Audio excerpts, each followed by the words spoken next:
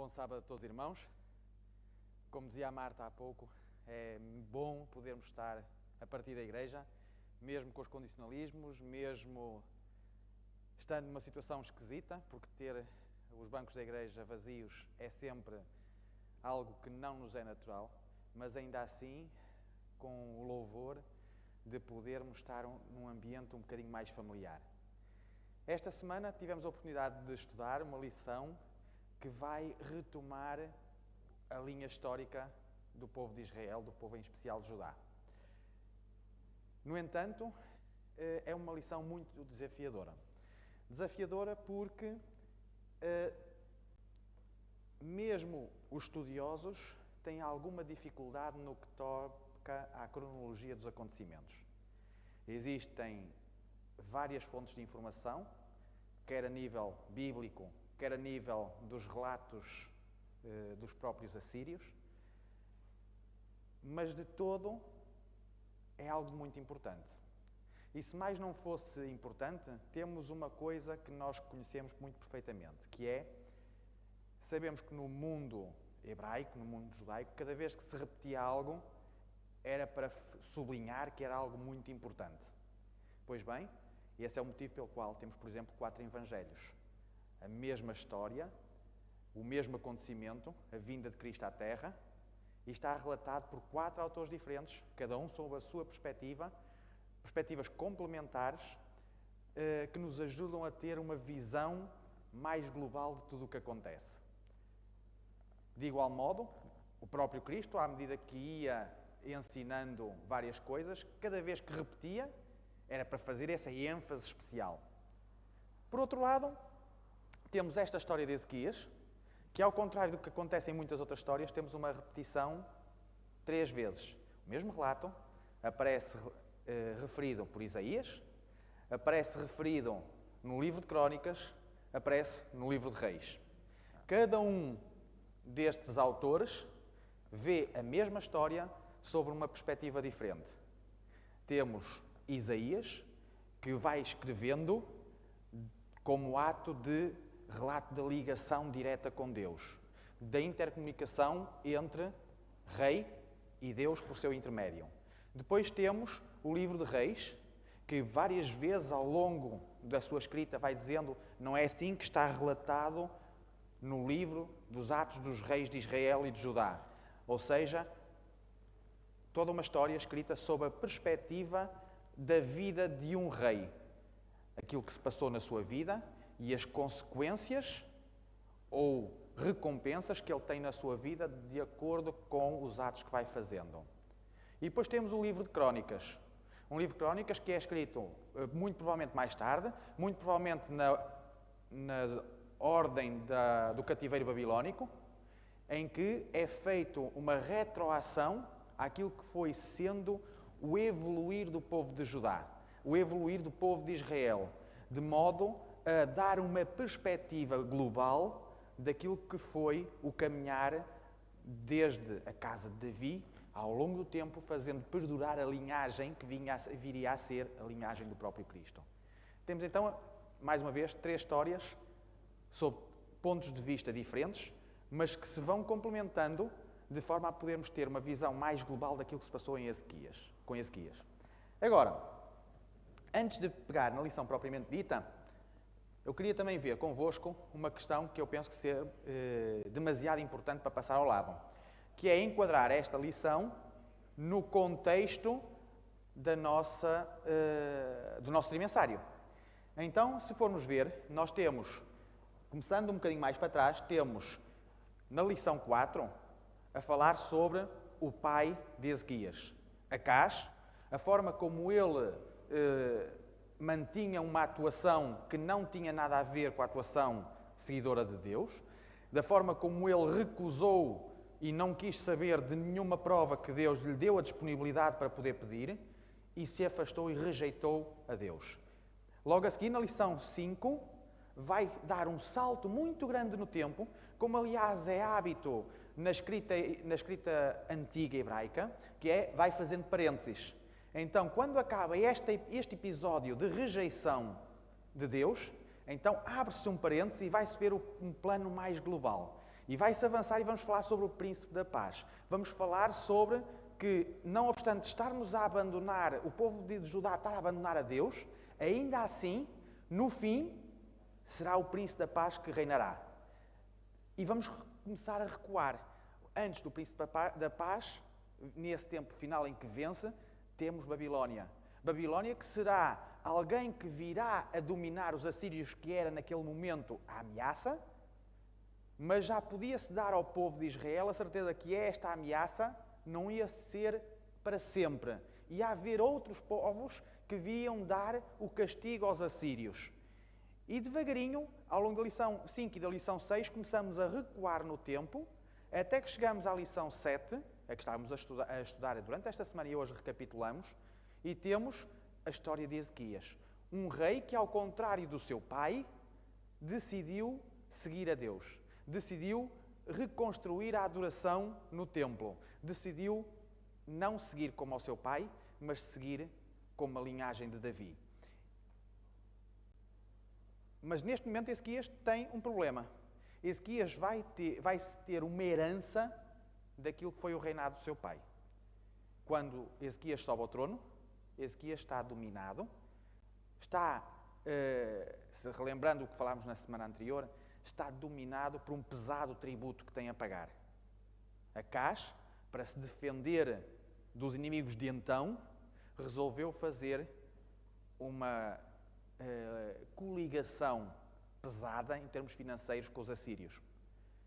O resultado, em termos financeiros, é desastroso. Ele tinha um enorme tributo a pagar ao rei da Assíria. E havendo à volta muitas coisas a acontecer, muitos reinos a cair, mas o povo de Israel continuava um bocadinho ileso enquanto se estivesse rendido. Agora existe um problema muito grande. Se hoje não é assim nas guerras atuais, na altura havia uma ligação muito direta entre dois reinos que estão em guerra e os seus deuses que também estariam em guerra. Quando um rei dominava o outro, o que logo era apregoado, o que logo era publicitado, é que o rei de uma nação tinha dominado, o Deus de uma nação tinha sido dominado pelo Deus da outra nação. Acontece que a questão do tributo tinha também uma vertente espiritual. Nós não ligamos a isso, mas é muito importante no contexto bíblico, que é quando uma nação pagava tributo a outra, no fundo estava a dizer que eu não sou tão forte como tu, eu tenho que me sujeitar a ti, também é o meu Deus que se está a sujeitar ao teu Deus. E muitas vezes as riquezas que saíam de um povo para outro povo eram riquezas que estariam sujeitas a uma adoração, que deixavam de ser entregues a essa adoração para serem entregues ao outro Deus, que as ia apresentar como oferta ao seu Deus. Aliás, e saltando aqui um bocadinho àquilo que está no meio da lição, todos os escritos que aparecem nos antigos anais de história, nomeadamente, se fôssemos aos egípcios, nas pirâmides, se formos aos assírios, nas paredes, nos frescos dos seus palácios, o relato que lá mais vem é os reis, os faraós, em adoração aos seus deuses, ou no caso do faraó, como sendo ele próprio Deus, e todas as outras nações. A lição de sábado na nossa semana, que vinham prostradas, cabeça baixa, em posição de respeito barra submissão barra adoração perante a nação a quem chegavam. Portanto, havia toda aqui uma ligação espiritual que estava em perigo da parte do povo de Israel. E esse foi o motivo pelo qual nós podemos ver aquilo que Ezequias herdou. Ezequias encontrava-se amarrado, encontrava-se preso a uma imagem. E então, se nós formos ao início, nomeadamente no livro de Reis, e estamos a falar dos capítulos 18 e 19 de Segunda de Reis, nós vamos encontrar que a primeira coisa que Ezequias vai fazer quando sobe ao trono, logo no seu primeiro ano de reinado, é recomeçar a reconstruir o templo. Ele vai fazer também uma outra coisa que para os israelitas fazia todo o sentido, para as nações em volta não fazia sentido nenhum, que é, ele vai começar a destruir todos os pontos de adoração. E os pontos de adoração que ele vai começar a destruir vão ser quer os pontos de adoração a outros deuses, quer os supostos pontos de adoração ao próprio Deus de Israel. Aliás, quando nós vemos os 10 mandamentos, nós vemos que uma das coisas que lá aparece é rapidamente: não farás imagens de escultura, não tomarás exemplos, não precisas. Pois bem, muitas vezes os pontos de adoração poderiam usar símbolos e imagens para fazer ligação à adoração que se estava a fazer. Mas, no entanto, a ordem de Deus tinha sido muito simples desde o tempo do deserto. Havia um templo, havia um local onde Deus se faria manifestar, onde estaria presente, e esse local era o suficiente para ser a casa de adoração. E então, Ezequias começa a fazer toda uma limpeza espiritual no povo. Como nos diz também o nosso trimenciário e nos aponta, a dado momento existe uma passagem de reis por fatalidade e sobe Senaqueribe ao trono, e neste momento de passagem da monarquia assíria, existe um momento de potencial fraqueza na Assíria. E vai ser um momento em que também Ezequias vai ter a oportunidade de abandonar o tributo. Porque o tributo, em termos espirituais, não fazia sentido. Não fazia sentido Ezequias estar a reformar o povo, a puxar todo o povo para a adoração ao Deus verdadeiro e, ao mesmo tempo, ser vassalo do rei do inimigo. Ser vassalo do Deus do rei do inimigo. Porque era aqui que se centrava tudo. Era na adoração. E então, vamos ter uma série de reformas. E essa série de reformas vão atrair algo ameaçador. Que seria lógico. Se eu estivesse no lugar de um rei dominante, de uma superpotência, se eu vejo que alguém me paga um tributo e de repente deixa de pagar, isto só significa uma coisa: aquela nação está-se a rebelar contra mim. Aquela nação quer fugir do esquema, já não se quer submeter. Será meio caminho andado para se virar para haver guerra. E então, quando nós vemos esta situação, rapidamente o que vai começar a acontecer será uma invasão do rei assírio. E então, para nós percebermos como vai desenrolar esta parte do ataque, da campanha da Assíria, nós precisamos de ver a geografia do povo de Israel. Nós temos a Assíria no norte, temos o reino de Israel, o reino do norte, na Palestina, o povo de Judá, o reino de Judá, um bocadinho mais abaixo, era o reino do sul, e depois mais abaixo, também fazendo parte do Império Assírio, o Egito. Então, como é que começaria uma campanha militar? Começando a invadir de norte para sul. E nós temos que rapidamente nos aparece, nomeadamente no livro de Crónicas, que Senaqueribe começou, em primeiro lugar, por conquistar completamente o reino de Israel. E antes de avançar para Judá, ele vai fazer aquilo que era normal nos assírios, que é conquista totalmente, derrota o rei, derrota a capital, e quando derrota a capital, o que vai fazer logo a seguir é destruir a identidade como povo. E diz nos livros de Crónicas que ele pega os habitantes de Israel e leva para outra localização, e os de outra localização traz para Israel, de maneira a destruir a identidade e, por essa maneira, garantir que não há revoltas futuras contra a potência. E assim vai ficar. E logo a seguir, o que é que ele vai começar? Ele vai começar a ir em campanha contra Judá. E quando vai em campanha contra Judá, vai acontecer uma coisa muito simples. Ele começa a conquistar as cidades, a mostrar o seu poderio. E como era hábito naquele tempo, nós vemos que os reis de então tinham uma forma muito particular de escrever-nos as suas crónicas. Era muito normal um rei, um imperador, deixar registado de uma forma efusiva todas as suas vitórias. Era assim que perdurava no tempo o seu nome. E então, Senaqueribe começa a conquistar, e quando nos aparece o relato deste texto de Isaías que estamos a estudar, porque o estudo deste trimestre é sobre o profeta Isaías, é sobre o livro de Isaías, e a forma como ele relata a história de Ezequias, então nós temos uma invasão que acontece, um relato que acontece quando a cidade de Laquis, outra cidade de Judá, está sitiada, está a ser conquistada. E quando está a acontecer este cerco, nós podemos ver uma cidade forte, altamente muralhada, altamente protegida, e ainda assim foi conquistada. E foi conquistada e aparecem nos muros da Assíria, dos palácios da Assíria, relatos de como os habitantes são levados cativos, de como todas as riquezas da cidade são levadas, de como estava altamente fortificada e ainda assim, grandes arietes, grandes máquinas de guerra de então, grandes exércitos conseguem tomar a cidade. Esta cidade de Laquis, que estava altamente protegida, e fazendo aqui um retorno, um parêntese, um bocadinho à imagem do que nos vai aparecendo nos livros de Isaías, ela estava altamente fortificada em consequência de uma decisão de Ezequias.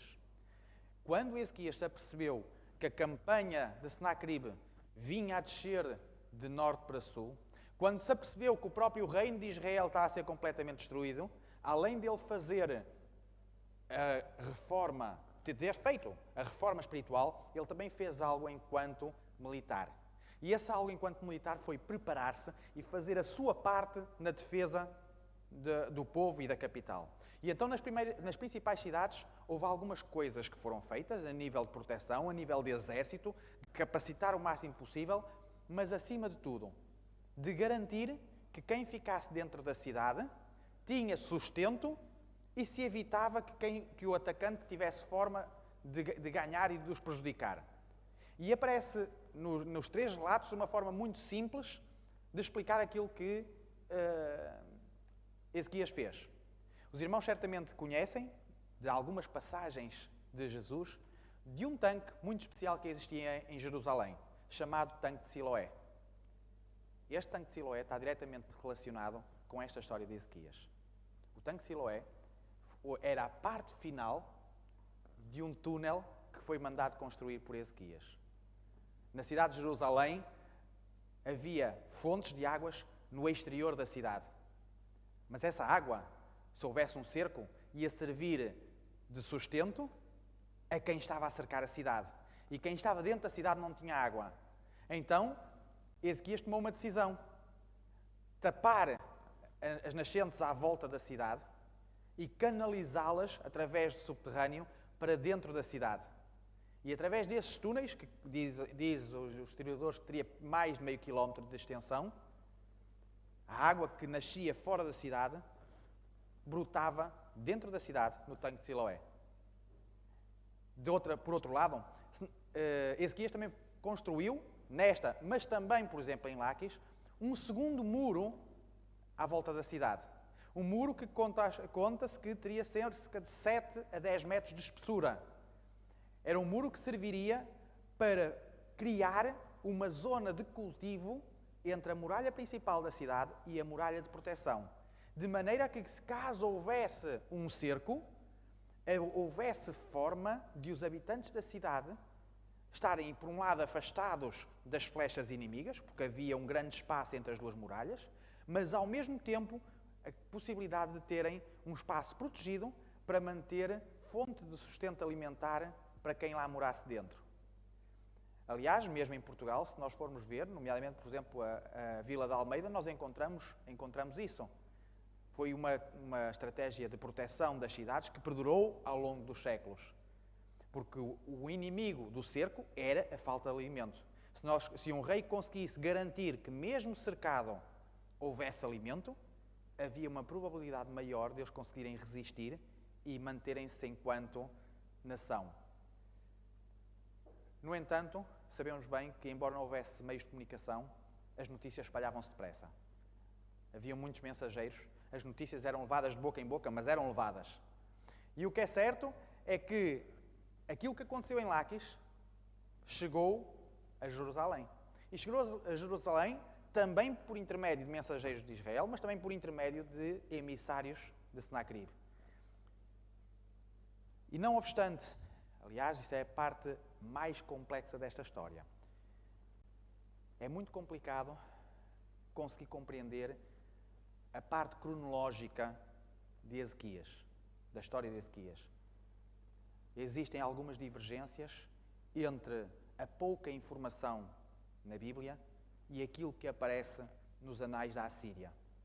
Porque nós sabemos, enquanto crentes, que a Bíblia é fiel, mas também sabemos que um rei pagão tendia sempre a exagerar e a pôr a história nos seus anais ao seu jeito.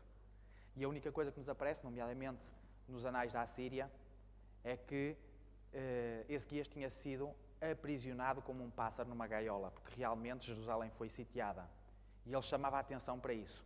Agora, há dois acontecimentos que nos chamam a atenção.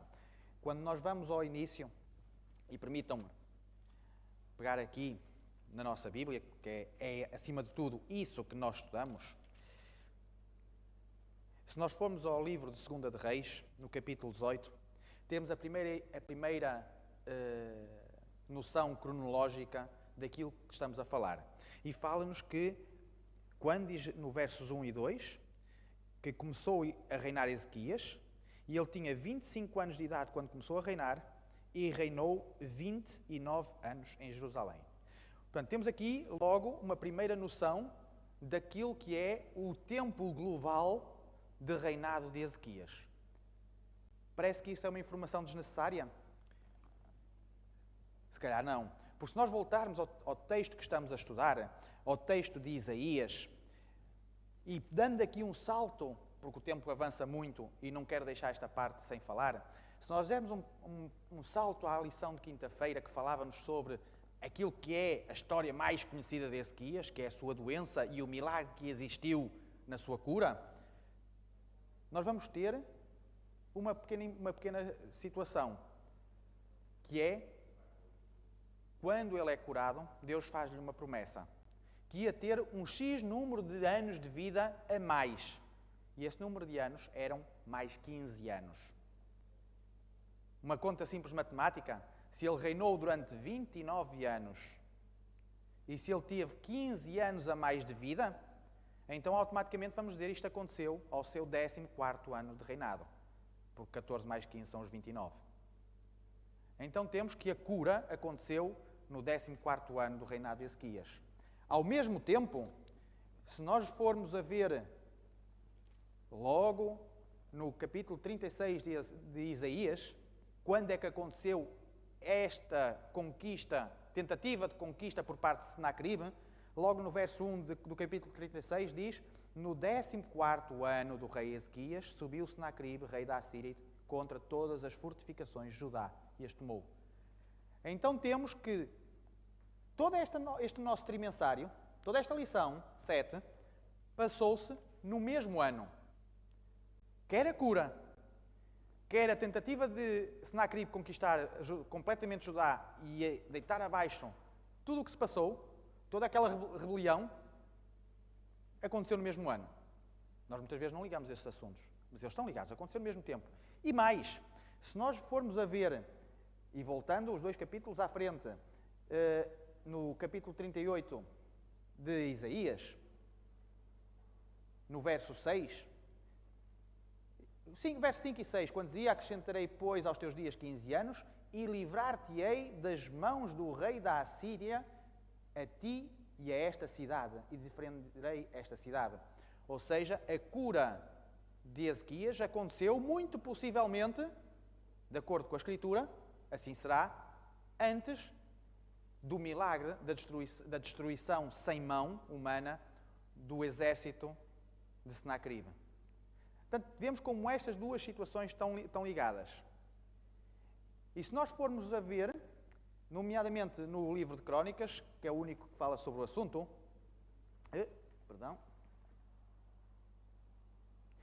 no livro de 2 de Reis, peço desculpa, quando Senaqueribe estava a sitiar Laquis, e estava a conquistar Laquis. Diz-nos o capítulo 18 da Segunda de Reis que a dado momento Ezequias fraquejou. A dado momento, no capítulo 18, verso 15, diz: deu-lhe Ezequias toda a prata que se achou na casa do Senhor e dos tesouros da casa do rei, porquanto arrancou das portas do templo do Senhor das ombreiras o ouro que ele próprio, rei de Judá, descobria, e enviou ao rei da Assíria. Isto porquê? O verso anterior dizia, no verso 14, então Ezequias, rei de Judá, enviou um mensageiro à Assíria, a Laquis, dizendo: errei e retira-te de mim, e tudo o que me impuseres suportarei. Ezequias era um ser humano, e como ser humano, a dado momento, fraquejou. Ele pensou que poderia ajudar Deus. E muito provavelmente nesta sequência deste acontecimento é que tivemos todo o castigo, toda a ameaça de Deus a dizer, por intermédio de Isaías: Ezequias, põe a tua casa em ordem, porque vais fraquejar. Ezequias vai reconhecer o seu erro, vai reconhecer que estava errado, vai reconhecer que o erro não foi em deixar de pagar o tributo, mas foi sim ter um momento de vacilação. E automaticamente ora, e ainda estava Isaías a sair do palácio, e já estava Deus a dizer: volta para trás e diz ao rei Ezequias que ouve a sua oração. E o resultado é que a história vai se desenrolar. E a história vai se desenrolar de uma forma maravilhosa. Como era a panagem no tempo, nenhum rei tentava conquistar uma cidade à força sem antes tentar que essa cidade se rendesse. Tentar que, por intermédio de propaganda, de desmoralização, essa cidade se entregasse e voltasse a estes tributos. E voltasse a ser um simples vassalo.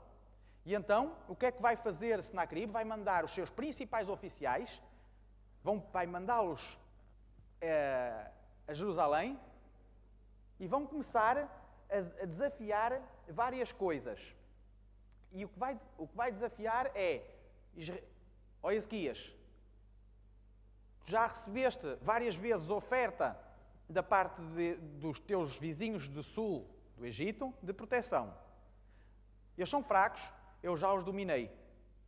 Aliás, há uma parte que a lição nos aborda, de uma pausa que é feita no cerco a Laquis, para ir lutar com o rei da Etiópia.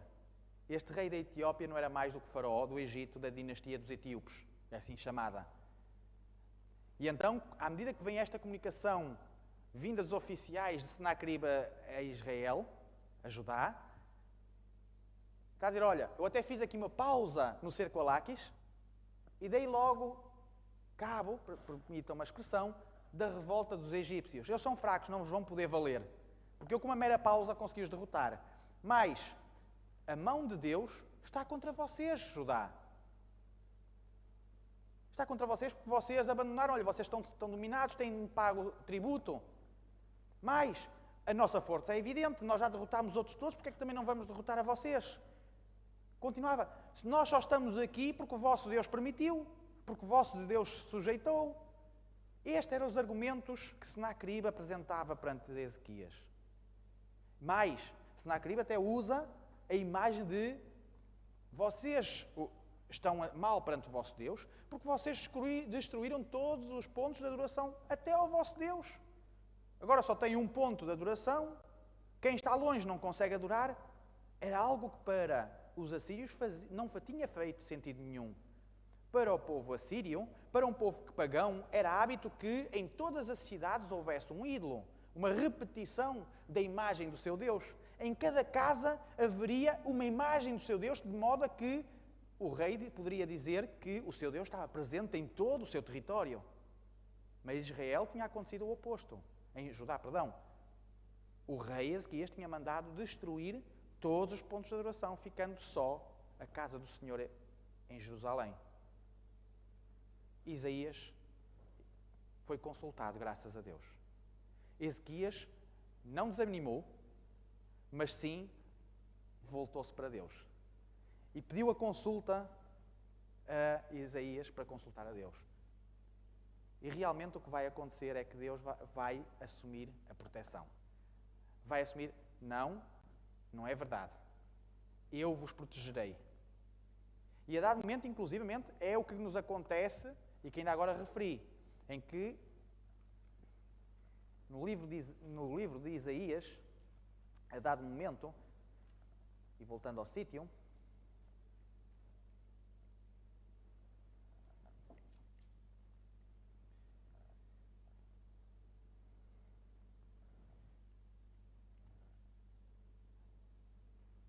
temos logo no capítulo 37 que relata que o rei Ezequias, ouvindo tudo aquilo que estava a passar, ouvindo toda aquela propaganda, deitando abaixo o Deus de Israel, diz assim logo no verso 1, tendo o rei Ezequias ouvido isto, rasgou as suas vestes, cobriu-se de pano de saco e entrou na casa do Senhor.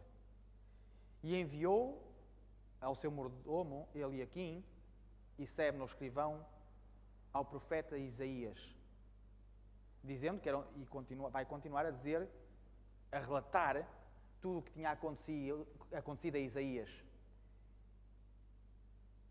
E o que é que Deus vai dizer? Por intermédio de Isaías, e nela eu farei cair morta a espada. Ou seja, Deus vai dar aqui um conforto que realmente, independentemente do que está a dizer, no fim, ele não será vencido. Senaqueribe será enviado de volta para a sua terra e não persistirá. Mas ainda assim, naquele momento, e aquilo que eu dizia há pouco, em que o sitiar da cidade de Laquis vai ser abandonado momentaneamente, porque o rei, o faraó do Egito, está a tentar defender Judá, não porque quisesse fazer aliança, mas porque o Egito seria o seguinte: Senaqueribe estava numa campanha militar, não nos podemos esquecer, é importante ver a geografia da Palestina, porque Israel já tinha sido conquistada, embaixo teríamos Judá. Se Judá acabasse de ser conquistada, logo a seguir vinha o Egito. Ora, o Egito não estava a agir como aliado, mas estava a agir no seu próprio interesse. E o seu próprio interesse era que tentar evitar que Senaqueribe ultrapassasse a Judá. Mas o que vai acontecer é que Senaqueribe vai mandar uma carta, nesse momento, novamente, a Ezequias. E essa carta, o que vai dizer é que não penses, Ezequias, que por eu estar a fazer esta pausa, por eu estar a ir contra o rei da Etiópia, o facto de eu estar a ir lutar momentaneamente com os outros, não penses que vai mudar alguma coisa. Tu deixaste de pagar o tributo, tu rebelaste, o teu Deus não te vai proteger, assim como os deuses dos outros não protegeram. E quase podemos dizer, foi aqui que se tocou na ferida.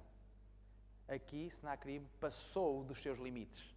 Porque a dado momento já não estava a falar contra a fé de Ezequias, passou a estar a falar contra o próprio Deus de Ezequias. E é neste momento em que novamente Ezequias, recebendo esta carta, vai fazer aquilo que nós deveríamos fazer no nosso dia a dia. Quando temos um problema, quando alguém fala contra o nosso Senhor, ele, em vez de responder de imediato, não. Pegou no problema, pegou na carta e apresentou a Deus. E vai fazer uma oração. E a oração que vai fazer é verdade sim, eu tive medo, é verdade sim, eu fiquei abalado. Conta-nos inclusivamente que, neste caso, em Crónicas, a forma como o Rabsaque, que era o oficial assírio, falava às portas da cidade, e da forma como o rei tentava que Rabsaque falasse em aramaico, de modo a que as pessoas do povo não ouvissem e não percebessem, mas este emissário assírio teimava em falar alto e bom som em hebraico, de maneira a tentar intimidar todos os que estavam dentro das muralhas. Mas Ezequias vai levar esta carta para dentro do templo. Vai dizer: Deus, tu prometeste defender-nos. Tu disseste que podia estar descansado. Mas olha o que este rei está a dizer. Ele está a dizer que o Deus deles, que não é nada, que não tem vida, que não pode fazer nada, que é maior que tu. Ele está a dizer que tu não existes. Não é, deixou de ser Judá que está a ser atacado. Passou a ser o próprio Deus que passou a estar atacado. Ele vai até ao ponto de fazer algo que nós devíamos fazer no nosso coração. Ele partiu das acusações de Senaqueribe e foi buscar nelas aquilo que lá estavam que era de verdade. Dizendo, é verdade que ele derrotou os deuses das outras nações. E derrotou-os por uma razão simples. Porque os outros não são deuses. Não são nada. São imagens, são pau, são coisas banais. Não têm força em si próprios. Mas tu, Deus de Israel, és diferente. Tu és o Deus vivo. E como tal, a ti posso virar. E vamos encontrar no fim, mais à frente, do capítulo 37, a resposta que veio da parte de Isaías. Falando, logo no verso 22, esta é a palavra que o Senhor falou a respeito dele. A Virgem, filha de Sião, te despreza e zomba de ti. A filha de Jerusalém maneia a cabeça por detrás de ti. A quem afrontaste e a quem blasfemaste? E contra quem alcançaste a voz e arrogantemente ergueste os olhos? Contra o Santo de Israel. Quando Isaías começa a responder por ordem de Deus a Ezequias, ele respondeu diretamente à preocupação que estava na cabeça de Ezequias. Deus apresenta-se como assumindo para si a acusação, assumindo para si a afronta. E a partir deste momento, Deus vai tomar uma posição. A guerra já não é mais tua. Tu não vais ter mais nada a ver com este acontecimento. Podes parar. Não vai haver mais nada. E vai em todo o histórico, vai dizer, vou ser eu que vou fazer tudo. E no verso 30, houve uma coisa que me chamou muita atenção. E diz assim, isto te será por sinal, este ano se comerá o que espontaneamente nascer, e no segundo o que daí proceder, e no terceiro, porém, semeai, colhei, plantar vinhas e comei os seus frutos. Esta promessa que aqui aparece, se para nós ligávamos, é muito esquisito, porque dizer este ano se vai comer o que espontaneamente nasce, não nos diz nada. Para o povo de Israel isto cheirava logo a uma coisa, que era o ano que acontecia de 7 em 7. Desde o tempo do deserto, de 7 em 7 anos, era o ano sabático. Não se ia plantar nada. Não se ia perder tempo no trabalho. Era um ano de louvor a Deus. Mas aqui vai ser um sinal com 2 anos. Um ano não se planta nada, mas no ano a seguir vai-se continuar a sobreviver sem plantar. Vai-se continuar a viver daquilo que a terra continuou a produzir naturalmente. Para nós pode não nos dizer nada, para o povo de Israel dizia muito. Este era um acontecimento muito especial em Israel quando era apregoado. O que é que acontecia de 50 em 50 anos em Israel? Era o ano da libertação. E quando nós temos aqui a imagem que o sinal é que vamos ter 2 anos em que ninguém vai trabalhar, em que ninguém vai plantar, o que está Isaías a apregoar é que o ano da libertação chegou. E tanto chegou o ano de libertação que vocês vão estar 2 anos em louvor, porque vão ter o ano de louvor e o ano da libertação. E a libertação será a libertação de Senaqueribe. E então, ao terceiro ano, retomaria a vida normal. Em que circunstâncias? Libertos. Aliás, no povo de Israel, a parte mais importante deste ano 50º era a libertação dos escravos. Aqueles que estavam cativos deixavam de o estar, mas também a devolução dos territórios às famílias, tal qual tinha sido originalmente distribuído após a conquista de Canaã.